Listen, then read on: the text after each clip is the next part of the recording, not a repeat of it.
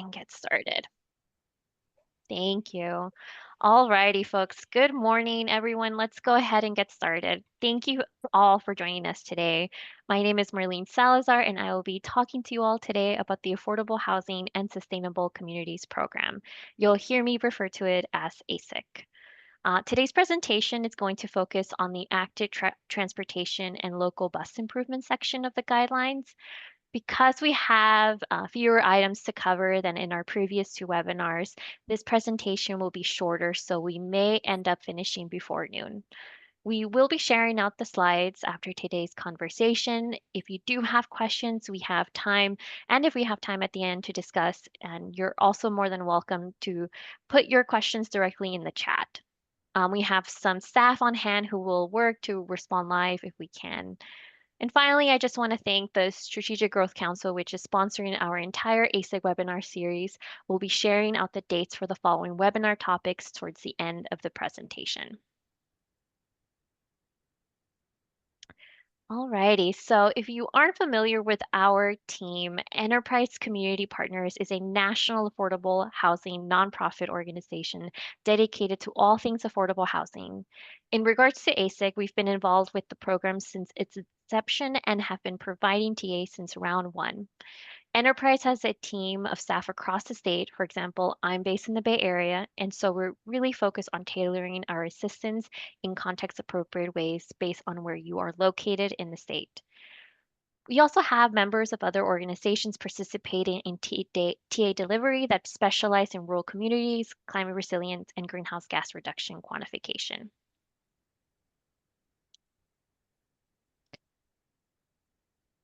Before moving on to the quantitative scoring, let's review some key aspects of the ASIC program. For those who have participated in our previous webinar series, this information may be familiar, so I will aim to present it efficiently.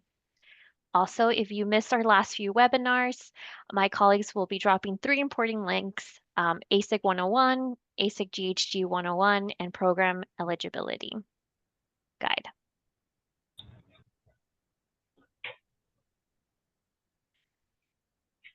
ASIC is one of the many California's cap-and-trade programs, what we refer to as California Climate Investment Programs. The program receives its revenue from quarterly auctions where pollution allowances are purchased. The revenue generated from those allowances is then funneled into greenhouse gas reduction fund. So what are we trying to figure out? ASIC, oh, I'm sorry, can folks mute themselves? Thank you. ASIC falls into Sustainable Communities and Clean Transportation bucket. I think it's important to have this background information because at its core, the ASIC program is a greenhouse gas reduction program. This program funds projects designed to reduce greenhouse gas emissions, primarily by reducing vehicles' miles traveled. I find that if you keep that as your guiding light when developing a scope for this program, you'll have an easier time wrapping your head around it. ASIC is also unique in a way that it really incentivizes cross-sector partnerships in order to create a truly holistic project. We stress this a lot, and the most successful projects are built on the strength of these partnerships. Every partner has something that they can contribute, and recognizing that and building off of it is truly critical. And again, this presentation will highlight the vital role of the public partner in the application process. Okay, so let's talk about ASIC funds and who typically manages different scoping elements. As you can see here, we help organize it into three primary buckets. I'll be skipping the housing developer eligible capital projects. Again, if you're interested in learning more about it, please listen to our first ASIC 101 presentation. But I'll be again focusing on the funding categories that cover transit and active transportation costs, known as STIs or Sustainable Transportation Infrastructure, and TRA, Transportation Related Amenities. Now, STI covers capital improvements, sidewalks, bike lanes, transit capital items that facilitate mode shift, so they allow people to utilize them for transportation needs versus a car. These costs, usually because they tend to fall in the public right of way, are again typically not always managed by the public agency. For TRA, I always describe these items as ones that enhance the use of the STI items, things like street trees, bus shelters, bicycle parking. Again, these are usually managed by the public agency partner. Please note that SGC staff are likely to combine STI and TRA in the coming round for streamlining purposes. And finally, PGM funds program cost. ASIC will fund operating expenses for up to 3 years of programming around certain types of programming, such as anti-displacement and workforce development. So, although SGC staff are likely to combine STI and TRA in the coming round for streamlining purposes, I will review the existing STI and TRA eligible cost categories separately in the meantime. Now, let me give you some examples of the STI eligible cost category. Notice that eligible costs include active transportation improvements as well as new public transit improvements. For most cities, this category helps implement facilities identified in bicycle plans or mobility elements of the general plan. In particular, complete street projects can be implemented using ASIC to construct or upgrade bikeways and build or improve sidewalks with traffic calming measures. Transit partners can also utilize ASIC grants to help procure transit vehicles, build capital improvement projects, or pay for transit operations. For example, transit partners have used ASIC to help fund BRT infrastructure and help pay for operations on newly expanded lines. Localities and transit agencies use this STI category most on an ASIC application. Now, on to the TRA category. This is a broad category that includes streetscape improvements like street lighting or signage or street furniture. Transit partners have also partnered on ASIC applications to request ASIC grants for bike infrastructure. Transit agencies have also requested ASIC funds to improve existing transit stations. Each application is capped at 15 million for the combined STI and TRA ask. So bear in mind that because you will have to negotiate with applicants and partners to figure out how much of the total ask goes to STI and TRA improvements in order to stay under the cap while maximizing your points. But again, as a reminder, SGC staff might combine the STI and TRA categories in the coming round for streamlining purposes, so please be out for the lookout for the draft guidelines. We'll go ahead and move on and discuss the program scoring and best practices. So 30 of the 100 points are based on a project's GHG emission reductions and efficiency ratio. Housing, solar, bike, and pedestrian scope elements are assessed collectively in the GHG project area. These elements result in relatively small GHG emission reductions while transit GHG reductions can be much larger. Therefore, transit GHG reductions are one of the most critical parts of an ASIC application. Again, for additional information about greenhouse gas emissions, please check out our last webinar on GHGs and their role in the ASIC program. I also wanted to highlight the quantitative policy points, which are the most significant chunk of the application score. In round 8 of the 52 points, many will come from your transportation improvements shown here. Specifically, you'll be given points based on your proposed bike ped transit improvements in your application. These are worth 15 points. And as you can see, you can earn up to 10 points for allocating specific proportions of your total request to your STI and TRA budget. This is known as the project's housing and transportation collaboration, which we'll be discussing later on today. And finally, the final points are allocated based on your narrative for a total of 18 points. Your narrative must cover the following 4 areas: collaboration and planning, how your project benefits and engages the community, and how your application addresses community resiliency and air pollution and equity. It's important to note that your active transportation improvements also contribute to these sections of the narrative. Therefore, it's important to consider active transportation ideas in your project area. So let's review how a project budget is usually distributed across the components of an ASIC application. As an example, we'll examine a successful round 7 application request. Now, as you can see here, you have a 30 million ask for housing loan, $8.8 for the STI, and 1.5 million for the TRA, plus the 500 or so on program costs with a total ask around 45 million. Now, the way this budget was created was based on the guideline requirements to get points. Number one, at least 50% of the total ask must go towards housing development, which is a maximum of 35 million that can be requested. The STI must be at least 7.5 million or 25% of the total funding request. The TRA must be at least 1.5 million or 5% of the total funding request. And simultaneously, the combined STI and TRA ask cannot exceed 15 million. We also have a cap for the PGM program, which is 600,000, and the maximum award amount is 50 million. So theoretically, this budget meets the AHSC guidelines. Alrighty now, we'll go ahead and move on to the active transportation and transit improvement points. So the first thing to do is consider your project area. All ASIC funded project components must be entirely or partially within the 1 mile project area radius.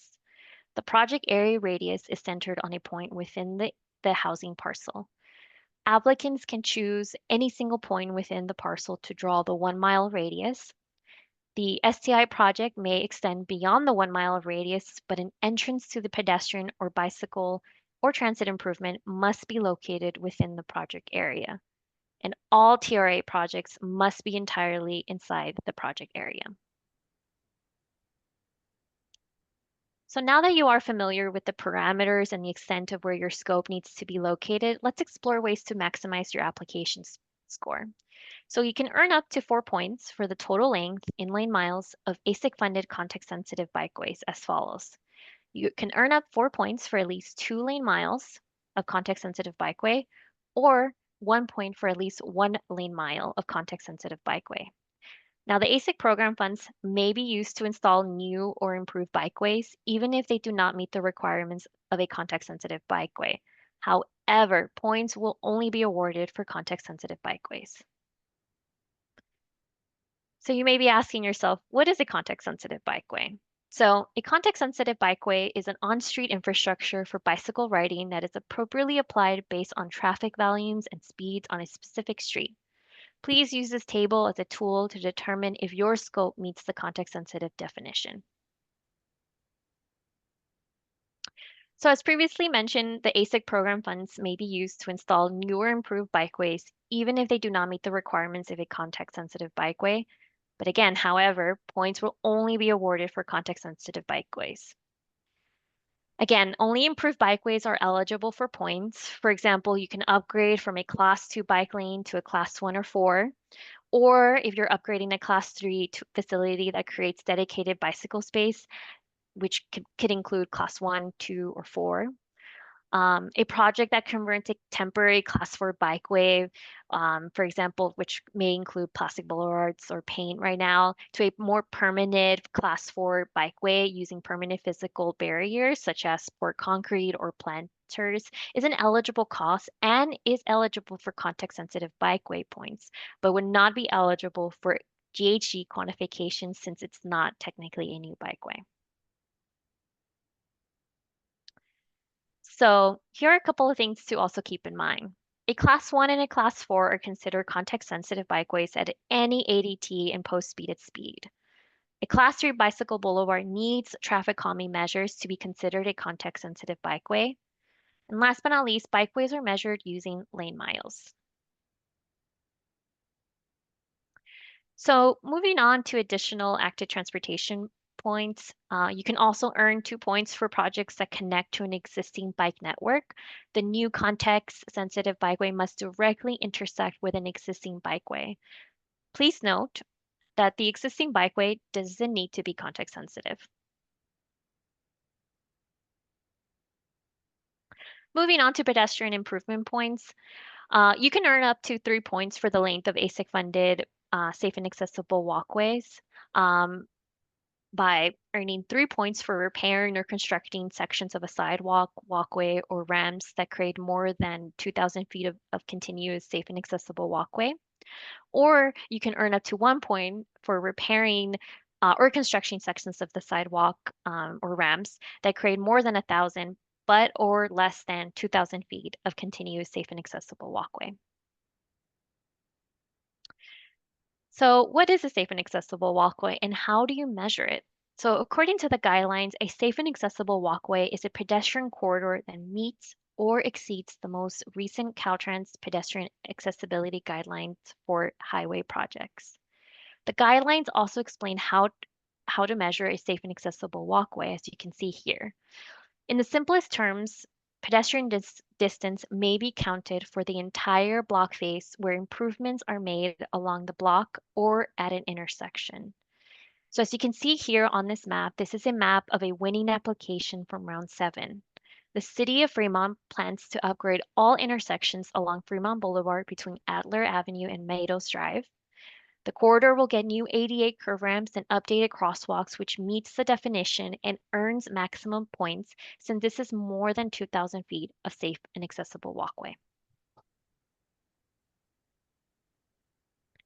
Alrighty, so you can also earn additional points for having new pedestrian facilities. So 2 points are awarded for projects that create at least 1,000 continuous linear feet of new pedestrian facilities where none exist at the time of the application submission. Some examples include new overpasses or underpasses, a new class 1 path or sidewalk where no walkway that currently exists. But please keep in mind that the lane miles of one class 1 multi-use path cannot be counted to fulfill the distance scoring sections for both the bikeway and the walkway scoring sections. So applicants will need to choose where to allocate those points. Also, you can still earn at least 1 point if you have 500 feet of continuous linear new pedestrian facility in case you don't have any sidewalk project that is 1,000 feet. You can also earn points for local bus improvements with your project area by implementing 2 of the 6 strategies listed here. These strategies include installing bus-only lanes, installing new bus shelters, and upgrading transit signal priority and software. Now, there could be some overlap between reducing transit-related greenhouse gas emissions and implementing these local transit improvements. For example, you can propose a bus-only lane project that meets the guideline points while also calculating the greenhouse gas emission reductions from the bus-only lane. So as previously mentioned, you can also earn points by allocating specific proportions of your total requests to your STI and TRA budgets. This is again known as the Housing and Transportation Collaboration points. So you can earn up to 5 points for applications with an ASIC funds request for sustainable transportation infrastructure when you allocate at least 7.5 million or 25% of the total funding request, again, whichever is the lower amount. And you can also earn up to 2 points for applications that invest at least 1.5 million or 5% of the total funding requests. Again, whichever is the lower amount in transportation related amenities at or along the same block of the transit station stop. Please note that all TRA items must be within the project area. But again, it is likely that this will go away since TRA will be combined with STI, so please keep an eye for draft round 9 guidelines. Alrighty, so we'll move on to a case study. So for those who attended the first webinar, you may recall from our first presentation in our series that we discussed 797 Almaden Avenue project in the city of San Jose.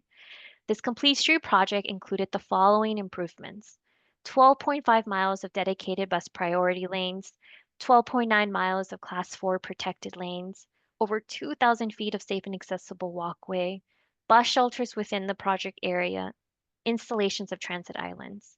Now, this application was able to earn most of the active transportation and local improvement points, specifically all of the bike improvement points, the safe and accessible points, and the local bus improvement points. But please note that while most of these upgrades are located on a single street, many applications choose corridors based on community outreach efforts conducted prior to ASIC application. So I encourage all of you to examine your project area and identify any corridors that need improvement, which could help you not only earn points, but also contribute to your narrative. So as you begin to work with your local public partner, we developed a few scoping questions to narrow down the scope that will be eligible and make a good fit for ASIC. These are also common questions we often get asked. So we hope this will help you with your brainstorming process. So the first one is timing and readiness. Is my project a good fit for ASIC's timeline? Now, ASIC can only fund projects that have not started construction. Sustainable transportation infrastructure and transportation-related amenity components must be placed in service or operational no later than 5 years from the date of the award letter. Another common question we get is budget. How much budget do I have?